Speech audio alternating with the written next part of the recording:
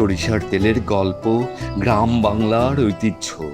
এর ঝাঁঝালো স্বাদ এবং প্রাকৃতিক বিশুদ্ধতার এক অপূর্ব মিশেল। কাঠের ঘানিতে ভাঙা খাঁটি সরিষার তেল এখন বিলুপ্ত প্রায়।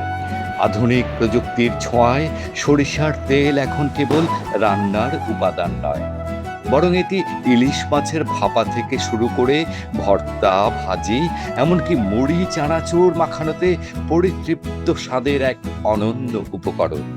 সাথে আছে পুরনো দিনের স্মৃতিকথা, বাবা, মা, দাদা, দাদুর গল্পগাথা। সরিষার তেলের ঝাঁঝালো গন্ধ পান্তা ভাত আর বেগুন ভাজির সাথে অন্যরকম এক স্মৃতি বিধুরতা।